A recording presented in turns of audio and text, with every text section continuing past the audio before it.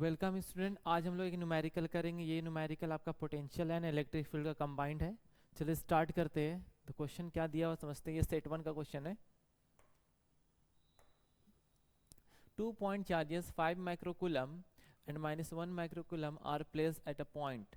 दो पॉइंट में रखा गया। एक पॉइंट का कोऑर्डिनेट दिया हुआ -3 सेंटीमीटर 0,0 और दूसरा दिया हुआ 3 सेंटीमीटर 0,0 रेस्पेक्टिवली। यानी ये पोजीशन आपका 5 माइक्रोकूलम का बता रहा है और ये पोजीशन आपका -1 माइक्रोकूलम का बता रहा है। सबसे पहले हम लोग कोऑर्डिनेट बना लेते हैं। आपको पता होगा जैसे हम लोग 3 एक्सेस को दिखाना होता है एक्स वाई और जेड, इस तरह हम लोग दिखाते हैं। तो फर्स्ट पोजीशन क्या होता है, एक्स का होता है, सेकंड आपका वाई, थर्ड आपका जेड। तो हम लोग बना लेते हैं इस तरह एक्सेस बना लेते हैं। इधर वाला पार्ट आपका पॉजिटिव हो गया, ये वाला पार्ट आपका नेगेटिव हो गया। ठीक है।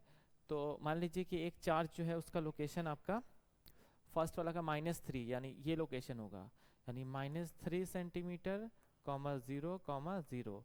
चार्ज का वैल्यू कितना है 5 माइक्रोकूलम, तो इसका नाम दे देते Q1 5 माइक्रोकूलम। ठीक है।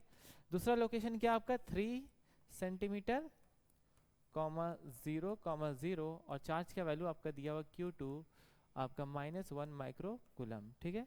अगर इस ओरिजिन ये ओरिजिन है, ठीक है ना, यहाँ से यहाँ डिस्टेंस कितना होगा 3 सेंटीमीटर और इसका यहाँ से यहाँ डिस्टेंस कितना होगा 3 सेंटीमीटर। ठीक है।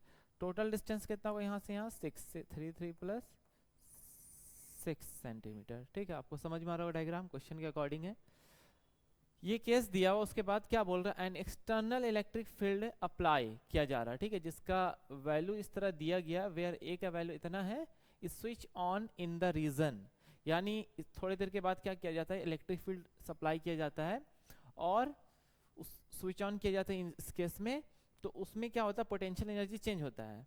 तो इसमें क्वेश्चन क्या पूछा, calculate the change in electrostatic potential energy of the system due to the electric field. यानी पहले जो केस था और अभी जो केस हो गया after applying the electric field, कितना चेंज होगा पोटेंशियल एनर्जी का, वो हमें निकालना है। ठीक है। आई होप आपको समझ में आया क्या क्वेश्चन है। तो सबसे पहले हम लोग गिवन डेटा अच्छे से लिख लेते हैं। यहाँ पर तो यहाँ मेंशन कर दिए, और क्या चीज़ दिया उसको लिख लेते हैं। गिवन डेट आपका इलेक्ट्रिक फील्ड दिया हुआ है A/r² r cap. R cap वो डायरेक्शन बता रहा है। अगर इसका मैं मॉडुलस पूछूंगा तो मॉडुलस क्या होगा, मैग्नीट्यूड क्या होगा, A/r²। ठीक है। ये दिया हुआ है। बाकी ए का वैल्यू दिया उसको हम लोग रख देंगे, बाद में भी रख सकते हैं। ठीक है। वोल्ट मीटर, इलेक्ट्रिक फील्ड का यूनिट एक और होता है वोल्ट मीटर। चलिए तो स्टार्ट करते हैं। तो हमें निकालना है calculate the change in electrostatic potential energy निकालना है। ठीक है। तो चेंज इन पोटेंशियल एनर्जी क्या होता है, change in electrostatic potential energy, electrostatic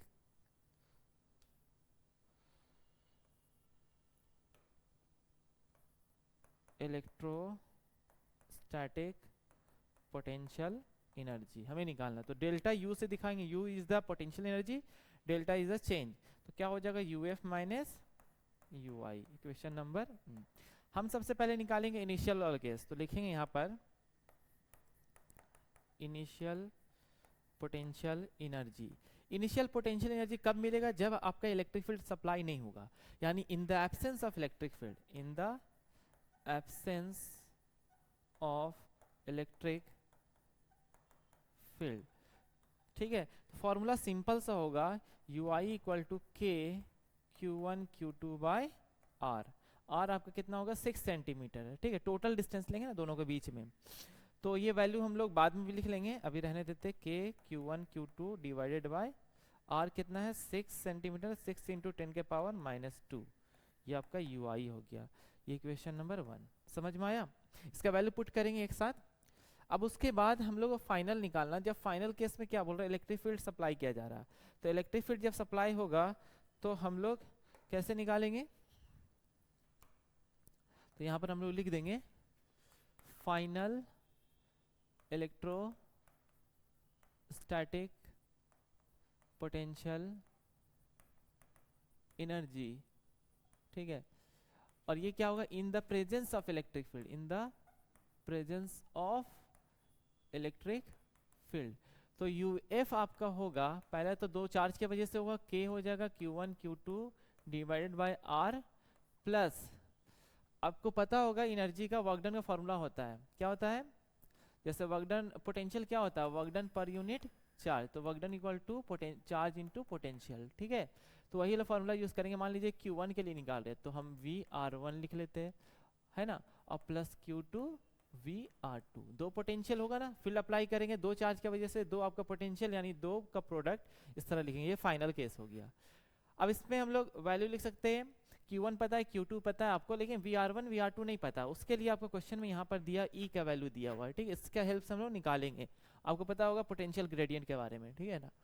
तो हम यहाँ लिख लेते हैं इक्वेशन नंबर, हाँ तो इसको UF इक्वल टू लिख लेते हैं K Q1 Q2 divide R कितना है 6 इंटू 10 के पावर -2, सेंटीमीटर में दिया है तो हम लोग क्या किया, इसको मीटर में कन्वर्ट कर दिया, Q1 VR1 plus Q2 VR2, equation number 2।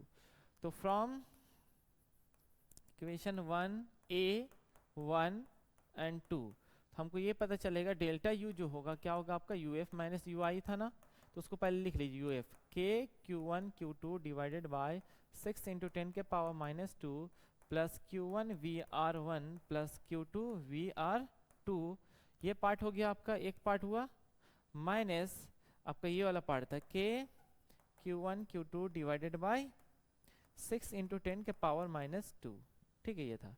अब ये देखिएगा ये दोनों टर्म कट जाएगा, तो K Q1 Q2 bye 6 into 10 के power -2 plus Q1 VR1 plus Q2 VR2 minus K Q1 Q2 divided by 6 into 10 के पावर -2, ये पूरा टर्म कट गया, तो डेल्टा U आपका कितना आया, Q1 VR1 plus Q2 VR1, ठीक है, ये आपका आया। अभी हमको सॉल्व करना है, ठीक है, इक्वेशन मान लीजिए B है, हमें क्या निकाल, चार्ज तो पता है, हमें पोटेंशियल निकालना, तो हम रिलेशन में जाएंगे, ठीक है।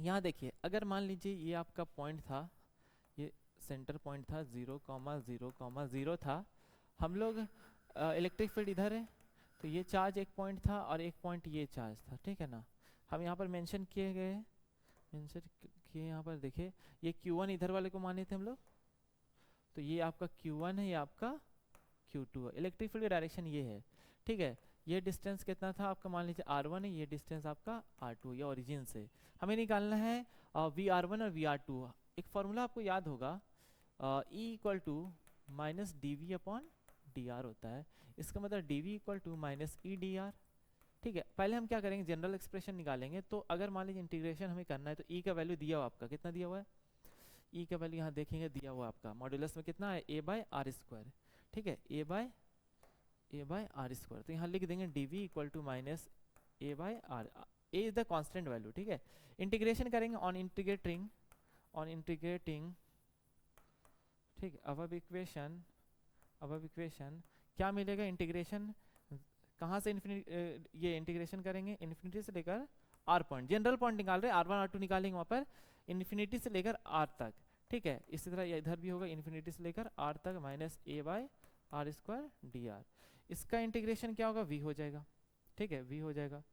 और इसको हम लोग ऐसे जनरल केस में लिख लिए, DV हो गया फाइनल पोटेंशियल, मतलब एक्सप्रेशन हो गया, इसको हम V1 V2 को फिर में अलग से निकालेंगे, ठीक है।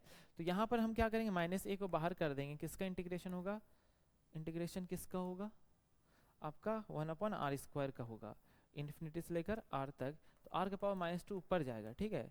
इसका इंटीग्रेशन क्या होता है आपको पता होगा, इसका इंटीग्रेशन होता है आपका -1/R, कहाँ से कहाँ, इन्फिनिटी से लेकर R तक। हम क्या करेंगे, माइनस को बाहर कर देंगे, तो A हो गया 1/R, पहले R को पुट करेंगे, फिर माइनस का साइन देंगे, फिर 1/इन्फिनिटी, 1/इन्फिनिटी 0 था, 1/R आया, कितना आया V 1/R, ठीक है, A/R आया, ठीक है, A/R, ये एक्सप्रेशन आ गया। हमें निकालना है VR1 निकालना है, तो कैसे निकालेंगे VR1, तो A/R1 लेंगे, A/R1, ठीक है। R1 क्या होगा, इन्फिनिटी से लेकर R तक, यहाँ पर पोजीशन है, मान लीजिए यहाँ से भी ले सकते हैं, इन्फिनिटी से लेकर यहाँ भी ले सकते हैं, यहाँ भी ले सकते हैं, मान लीजिए हम लोग यहाँ पर ले रहे हैं, तो इन्फिनिटी से लेकर यहाँ तक का R निकाले हम लोग, फिर R1 निकालेंगे, फिर R2 निकालेंगे, तो VR1 क्या हो जाएगा, A/R1 हो जाएगा, और VR2 क्या हो जाएगा, A/R2 हो जाएगा, ठीक है, समझ में आ रहा, ठीक है। तो यहाँ पर देखिए A/R1, A का वैल्यू कितना दिया हुआ है, A का वैल्यू आपका मेंशन किया गया है, यहाँ पर देखिएगा 3 × 10⁵, 3 × 10⁵, 3 इंटू 10⁵ और R1 का वैल्यू कितना होगा डिस्टेंस, ये डिस्टेंस देख लीजिए, R1 का वैल्यू हो जाएगा 3 सेंटीमीटर यानी 3 इंटू 10⁻²। ठीक है, देखिए ये पॉइंट है, एक ये पॉइंट है, इन्फिनिटी से लेकर यहाँ तक का निकाले हम लोग, फिर R1 निकालिए, इसी तरह हम लोग इन्फिनिटी से लेकर यहाँ तक निकाले, फिर R2 निकाल लेंगे, ठीक है ना। तो कितना हो जाएगा 3 इंटू 10⁵ हो जाएगा डिवाइडेड बाई 3 इंटू 10⁻²। दोनों का वैल्यू तो सेम आएगा, तो यहाँ पर से 3 कैंसिल हो गया, 10 के पावर कितना बचेगा, माइनस है, ऊपर जाके प्लस जो होगा 10⁻7 बचेगा, यहाँ पे 3 कैंसिल हो जाएगा, तो 10⁻7 बचेगा। ठीक है, ये आपका VR1 आ गया, यानी वोल्ट में आया। ठीक है, अब हम लोग सॉल्व करेंगे, इसका वैल्यू रख देंगे। हम लोग के पास इक्वेशन, कौन सा इक्वेशन है यहाँ पर, देखिए ये वाला इक्वेशन है, तो from equation B, from equation B हमारा डेल्टा यू था Q1 VR1 plus Q2 VR2। Q1 का वैल्यू आपका दिया हुआ था, यहाँ देखिए Q1 का वैल्यू 5 माइक्रोकूलम है और वो -1 माइक्रोकूलम। चार्ज के साथ लिखते हैं, आपको पता होगा एनर्जी, जब भी एनर्जी सॉल्व करते हैं पोटेंशियल चार्ज के साथ, 5 इंटू 10⁻⁻6 माइक्रोकूलम मतलब 10⁻⁻6। VR1 कितना आया 10⁻7 आया, प्लस Q2 कितना -1 इंटू 10⁻⁻6 और ये 10⁻7, तो मल्टीप्लाई करेंगे तो 5 इंटू 10 बचेगा, -6 और +7 10 बचेगा, और -1 इंटू 10⁻⁻6 प्लस 7 10 बचेगा, तो 50 माइनस 10 दैट इज कितना हो गया 40। तो डेल्टा यू आया आपका 40 joule. This is the final expression. Thank you.